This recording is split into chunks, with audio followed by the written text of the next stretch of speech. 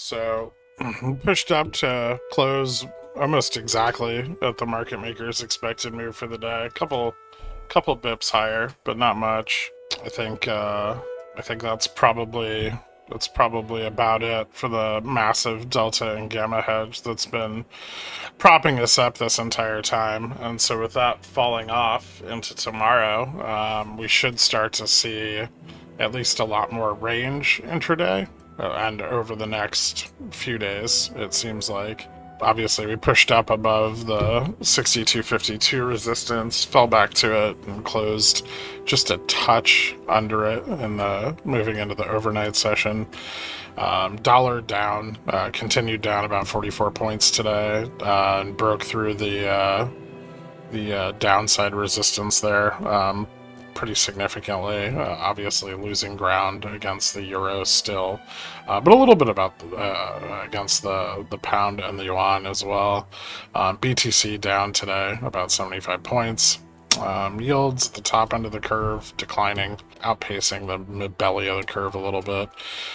Correlation continued to grind down on the 1 month, but 3 month correlation staying fairly flat.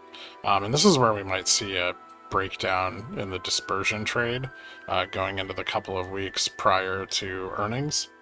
So something to keep an eye on. A little bit of a drop in oil, but gold back up again today. So silver, so precious metals moving. Yeah, energy not doing so well. So a little bit of a continued decline in commodities. Bond volatility is still really low. Carry trade leverage breaking down, and with that carry trade leverage breaking down, we're starting to see the forward yield on volatility turn around a little bit. Obviously, that got shorted real hard into close, but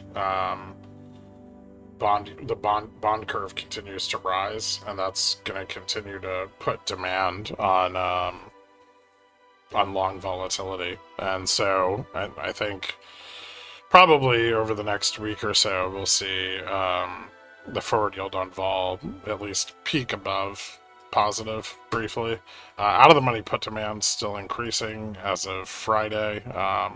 Might see that actually increasing still. Breadth is pretty stable. Not as strong a move in stocks over their 20-day moving average as our last bump, but stocks above their 200-day moving average is starting to climb up a little bit more. So breadth is picking up, just not a ton. We now have 2 consecutive days of decreased correlation between VIX and cash VIX after peaking at like 95.81% last Thursday.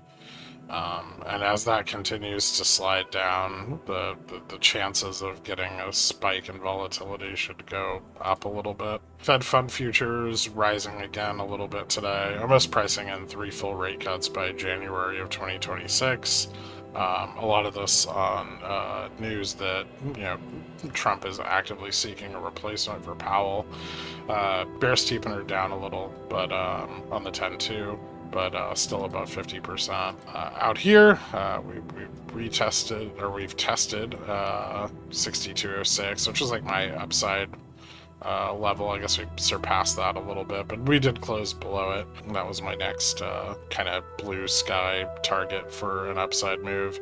Obviously, no rejection or anything yet to confirm off of this, so still bullish biased. And I think that's about it. We do have the 50 moving to cross the 200 MA here, which would be a golden cross. This is generally a point where there's like a lot of systematic repositioning. So, this might initially fail and then cross over. But the 30 EMA is still climbing alongside spot pretty quickly. Now back, under 60.31. We have gaps down here, 60.31 and like down by like 58.37. Both of those are probably fairly important to watch, especially if we do get a pullback from this all-time high test as we move into the tariff decision, which is next week. I expect that delta and gamma and just overall positioning will remain fairly low through that period, simply because no one knows what's going to happen. And so far, the discussions around trade don't seem to be very positive. ES still wilding, is it? Not really. It's trying to while. A bunch of like ES positions got burned into close on the sell-off, so they'll probably try to recoup that before the session close, or recoup as much of that as they can before the session close. And then, although it doesn't look great, there is support at 62.50. Very, very small, shitty support. Yeah, that's about it. So thank you guys so much for tuning in. I will see you bright and early tomorrow. Have a good night. Later.